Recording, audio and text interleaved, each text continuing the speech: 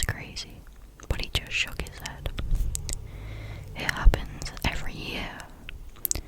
Someone gets their heart ripped out. It might not be in this town, but it's nearby. And it's always someone single. I guess you can risk it, but why? It's just one day, he said, trying to defend his point. This was before everyone had a cell phone in their pocket, so I couldn't look up deaths of people missing their hearts right then. I made a note to research it later, so I could call him out on his urban legend.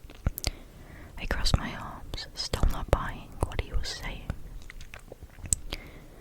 That's stupid. Are you saying what? Someone who knows you're single and kills you? I pressed. A person doesn't do it. Some sort of monster does. No one has lived after seeing it, but people said they heard drums and then found someone without their heart. Travis was looking again at me as if I should know all of this already. A Valentine's Day monster, really? Well, Christmas has Santa and there's an Easter bunny, so why can't Valentine's Day have something? For the next 10 minutes I roasted his idea and belief in the Valentine's Day monster. At least he could take it all as a joke, even if he did believe that the murders were real. He wasn't positive a monster was doing it, but he couldn't offer up any other reason behind the deaths. And he wasn't risking it. He already had a date lined up with a girl he didn't even like. I still thought the entire idea was dumb, but the rest of the school did not share my outlook. As the days slowly got closer and closer to the fated day, the students got paired up with each other. Some done out of safety, others using the monster as an excuse to finally ask out their crush. I received a few pity offers, but I refused all of them as an act of rebellion against this stupid small town's tradition.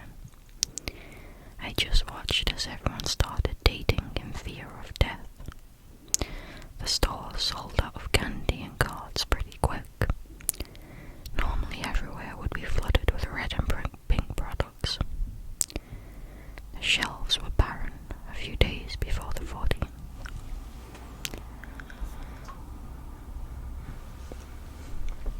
Now, I refused to accept any offers, and I didn't plan on asking someone out either. The school offered a program where you could buy sweetheart candies to be delivered to class for a small fee. I didn't mind getting my new friends one each, all the while making up silly names to put on the card of who they would receive it from. It was the only thing related to the whole day I gave into, aside from buying a box of chocolates for myself. The chocolates were just a normal box of assorted types from the grocery store that I'd gotten with some money made from doing chores. When I bought them, the cashier slapped a heart-shaped sticker on the box without my permission. A small one for someone to write who the box was meant for. With how crazy this town was over the holiday, I didn't blame her.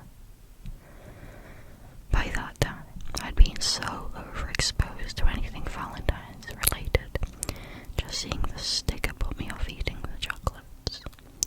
I shoved them in my backpack to forget about them until after the 14th was over. I really wish I had taken the entire thing a bit more seriously. It wasn't until the night before Valentine's Day that I finally looked up the matters, finding them to be true. Dread started to form in my stomach as I scrolled through the library computer after school, while waiting for my father to pick me up. I didn't find all the mysterious deaths, but enough to make me worried. 3 people were found with their hearts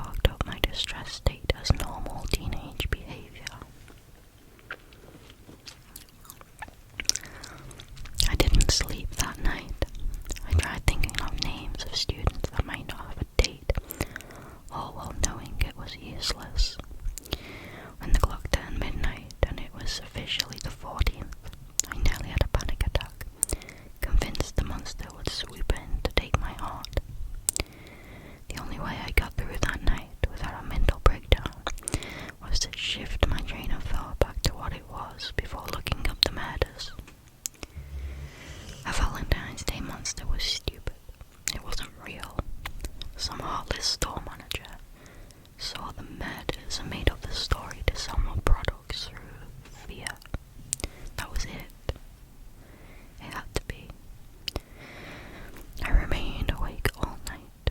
In the morning, my mother noticed how I looked and offered to let me stay home.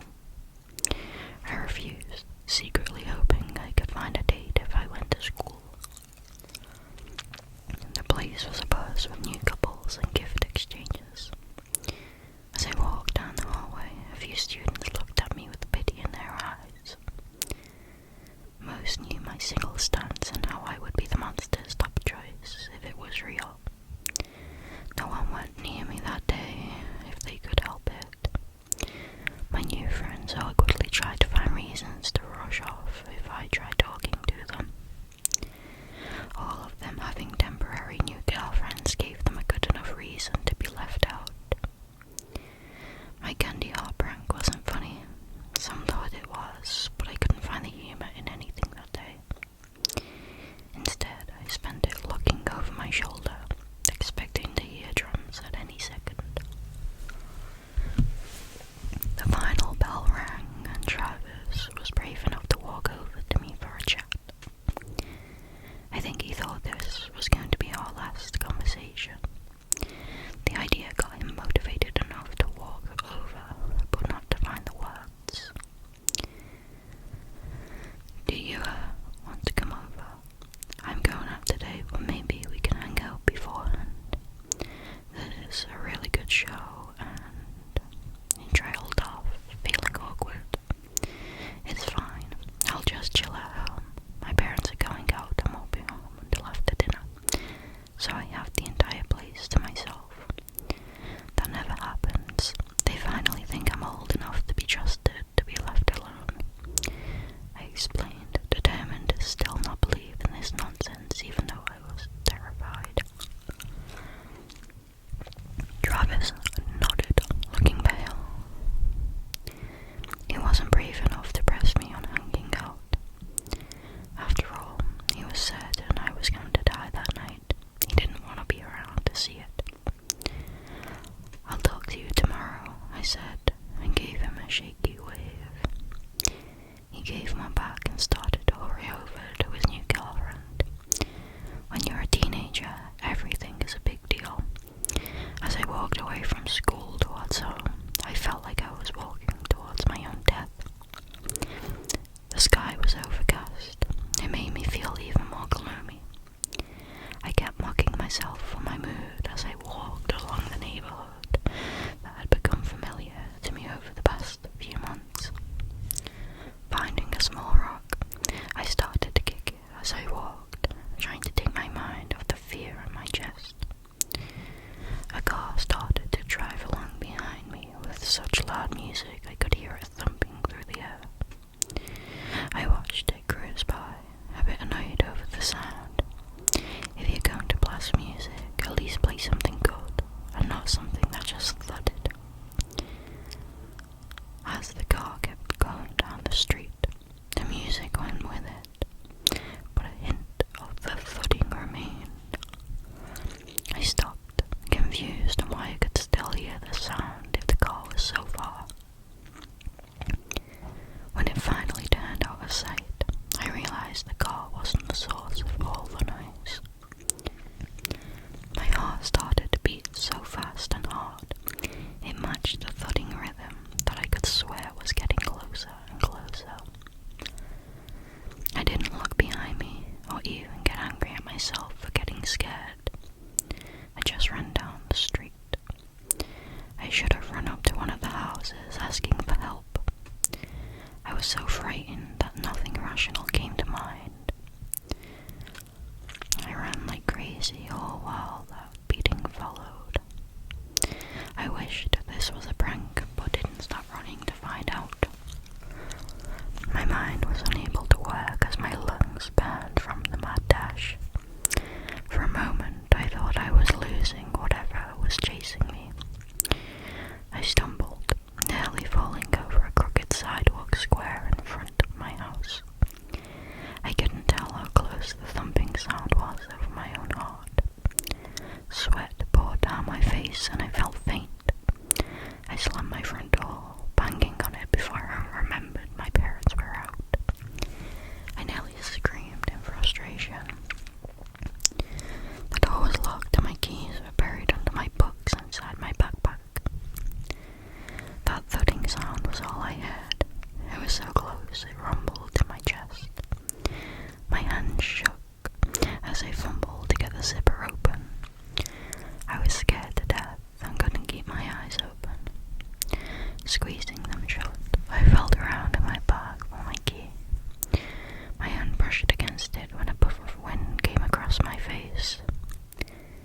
smelled something sweet, and then the wind came again.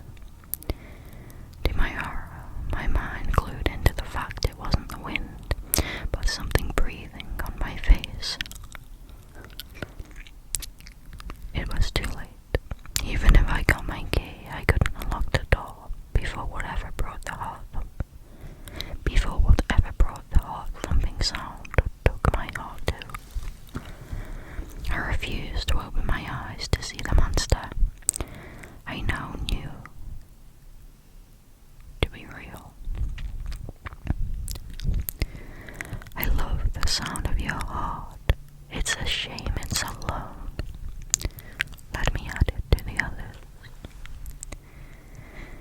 The voice that spoke wasn't some prank. It was twisted and beyond anything a human could make. My mind was racing. I felt a sharp tip of a claw poke my chest, leaving a small cut through my shirt. A cruel laugh came as I whimpered in fear. With my hand still in my backpack, I felt something that was not my books or my house key. A crazy idea came to mind.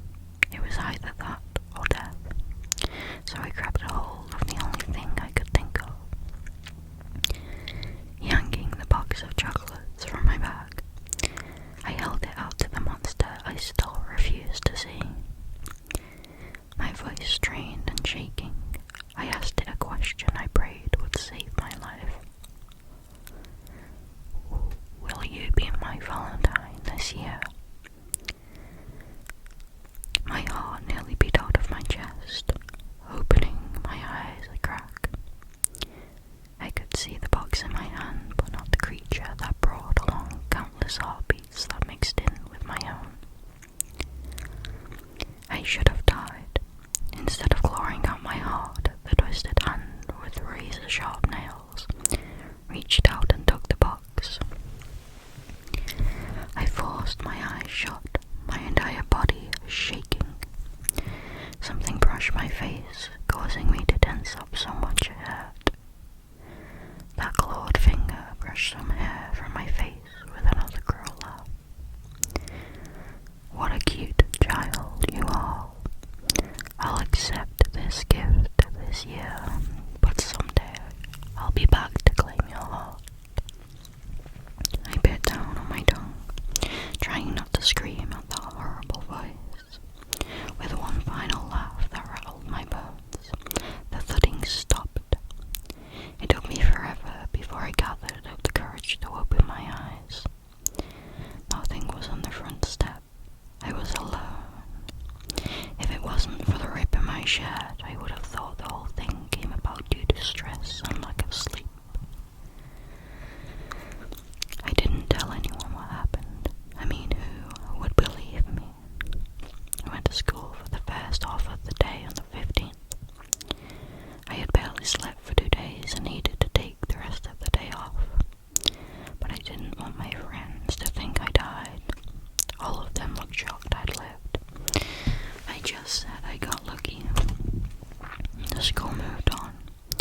The short-lived relationships caused by that day fizzed out.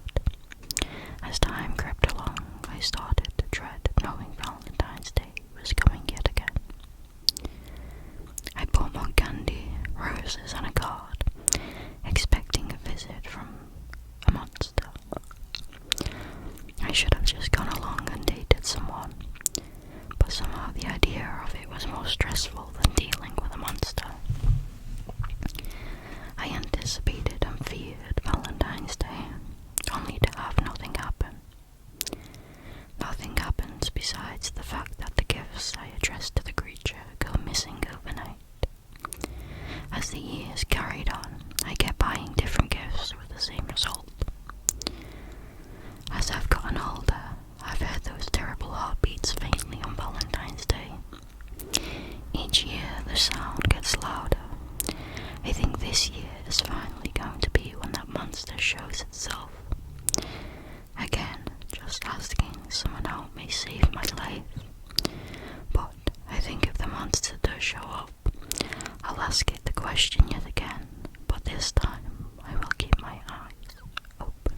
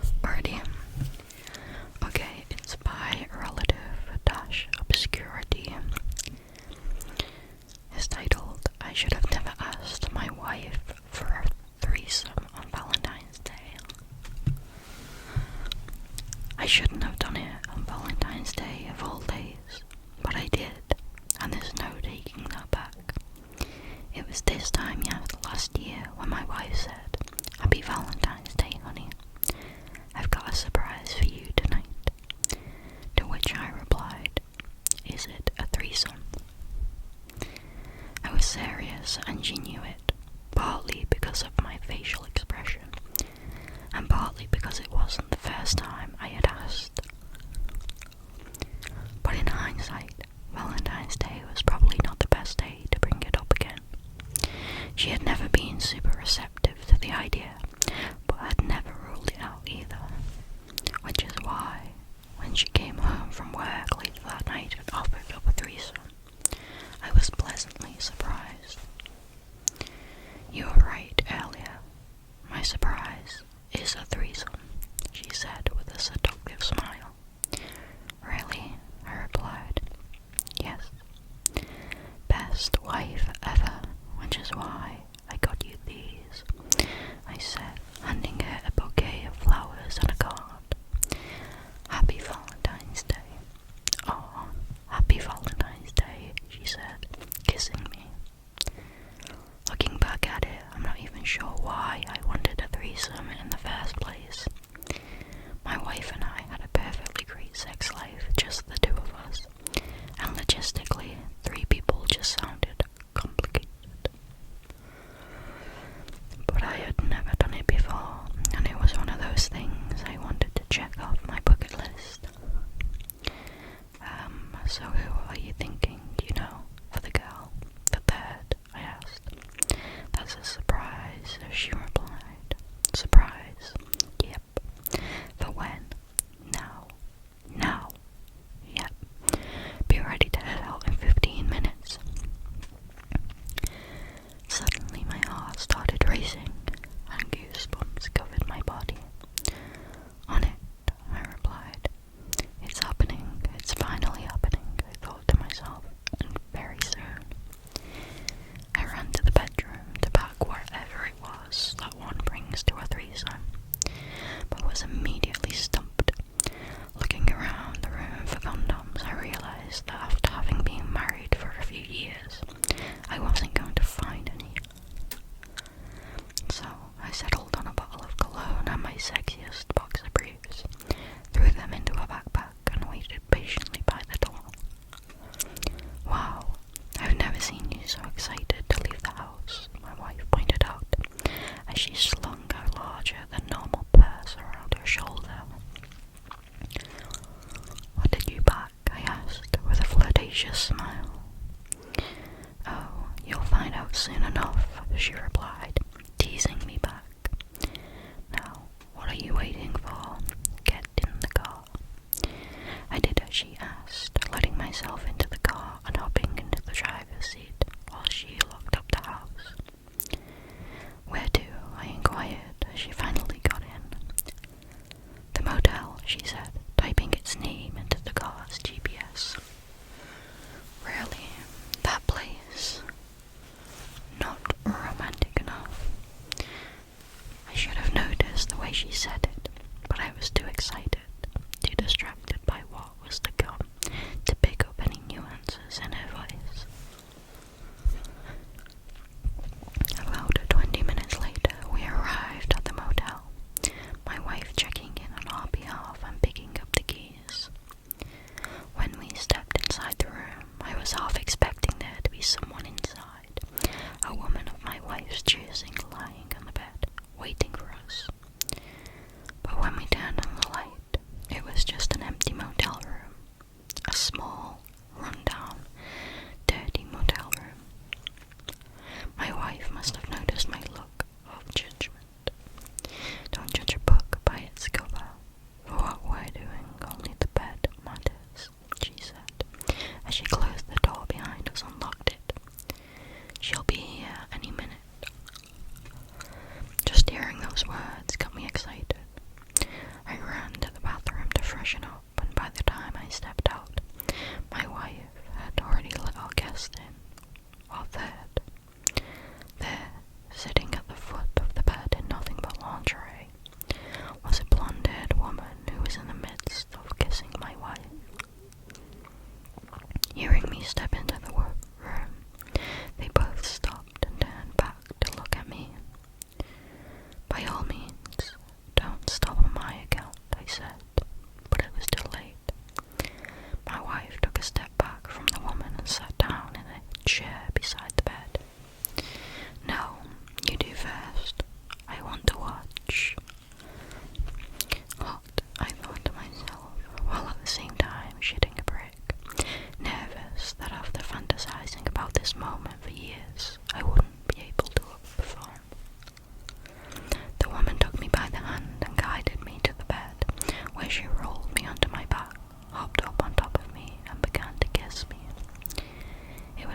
this time that I sensed that my wife was moving around the room behind us, but I was much too turned on and much too distracted by what was happening to think too much of it.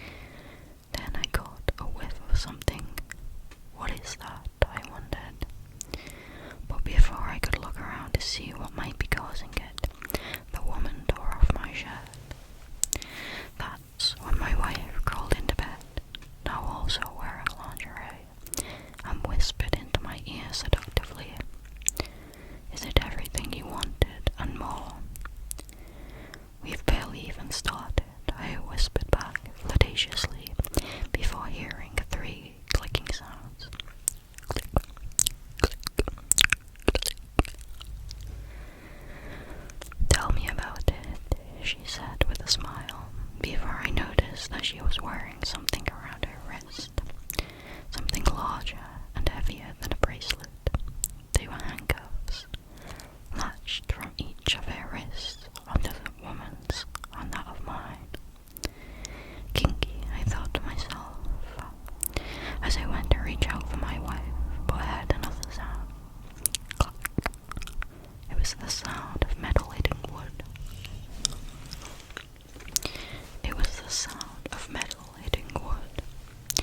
In this case, specifically the sound of the handcuffs on my other wrist as they caught on the wooden bed frame and prevented my arm from moving any further. Even kinkier, I thought to myself. But then I noticed something, a look of concern in the blonde woman's eyes, a look of fear, as she surveyed the room and began to scream. I followed her gaze to the floor, where I saw what looked like an empty gasoline can, and a trail of gas, and then my wife dropped something, a match, and the trail of gasoline went up in flames. "What the fuck are you doing?" I screamed at her, attempting to hop out of bed. Clack, until my handcuffs caught on the bed frame again. "You wanted a threesome. Here's your threesome," my wife called out, her face turning from flirtatious to ominous. "A steamy, hot, scalding threesome. Honey, let us go," I yelled. "I can't do that," she muttered. Meanwhile, our third continued to scream. "Let me go." "Why not?" I replied to my wife. "Because you wanted this." "Honey, where are the keys to the handcuffs?" That's when she held out her hand and showed me all 3 keys, before tossing them over her shoulder, far beyond anyone's reach. "Why did you do that? What is wrong with you?" Because my husband wasn't satisfied. Satisfied with me. Satisfied with us. Around that time, the fire began to spread to the bed, and the blonde woman attempted to run away, but with her wrist latched onto my wife, who was latched onto me, she was only able to make it a few feet away from the bed. And then I began to feel a burning sensation which grew hotter, and hotter, and hotter. All 3 of us, even my wife, began screaming and crying at the top of our lungs, as the flames had begun overtaking the bed. Smoke filled the room and we all began coughing. It was in that moment that I saw my life flash before my eyes, and resolved to die in that motel room that night, handcuffed to my wife and a woman I didn't know. Until suddenly, motel workers came bursting in through the door with fire extinguishers and quenched the flames that were enveloping us. But by the time they saved us, the damage was already done, our skins seared by the flames, each of us writhing in pain. I must have blacked out at that point,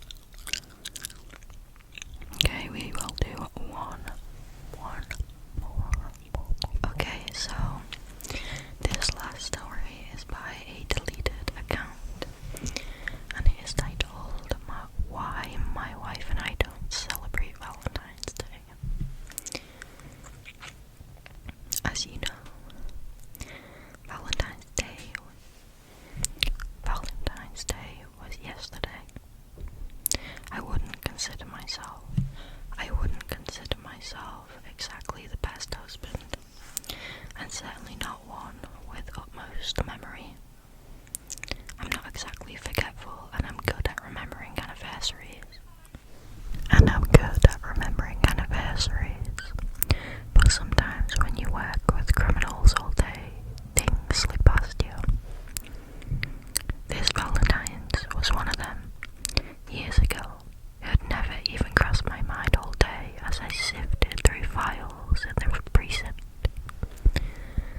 Until I was dispatched for investigation of a murder at a love hotel, and as me and my partner ruled it off as a Valentine homicide, which sadly are not uncommon at all, it hit me that my wife left me a love note in my lunch with more endearment.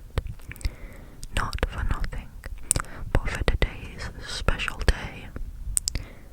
As I shackled handcuffs around a pimp, my lovely wife was sitting at home, probably with a slice of my favourite red velvet cake, with her hair and makeup done, waiting for me to come home. I was glad that the killer committed the crime on impulse and recklessly left behind enough evidence for us to burst down his door and arrest him.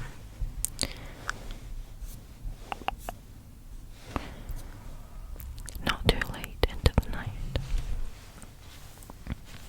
I was starting the ignition by 8 and cruising down to the promenade to pick up a small gift shortly after. It turns out I was becoming more lucky by each passing minute. I got a cheap gift, but it wasn't small. Please don't mind the car arriving outside, it's so stupid. A desperate-looking salesman was vending a kiosk full of cheap flowers and heart-shaped boxes. When I spotted the X-amount foot-tall teddy slumped next to him, I parked across the street and made my way over with $30 cash, and within no time he was throwing pictures my way in an attempt to reel me in and grab my attention, though it was already his. His greasy hair was slicked back against his shiny head, and the goggle-like glasses made his heterochromatic eyes appear 10 times larger. If I weren't in a hurry, I might be apprehensive, but I was just eager to get home with some attempt of a cheesy and crappy gift to compensate for my lack of effort. I pulled out my wallet and pointed at the bear. I'll take the life-size teddy and the hell with it. A dozen of these pink roses. The man shook his head vigorously, his skinny fingers drumming against the surface of the kiosk. I arched a brow. Are you sure? He asked. It's a bit more expensive, and with all due respect, sir, I'm not sure your wife would like such a childish gift. I lied. It's for my daughter. His face lit up. Oh, of course, my apologies. Wouldn't want a sad customer. I rolled my eyes. So yeah, the roses and the bear. That'll be all. Thanks. Keep the change. He handed me my items and thanked me generously over and over. I turned around, dragging this large bear behind me with a slight struggle, before I caught him say something under his breath. I'm sure your daughter would love it. Turns out my daughter did indeed love the gift. I'd admitted to my wife that it was a last resort, but she simply didn't care. She thought it was incredibly cute. Her words, not mine. It wasn't until the following day, when she was not as appreciative. The teddy was sitting tall and hunched over in the living room, not far from the kitchen where we were both getting ready to head out to work, when it began making a clicking noise. We looked at the bear peculiarly before a shudder sound went off, and then an illuminating flash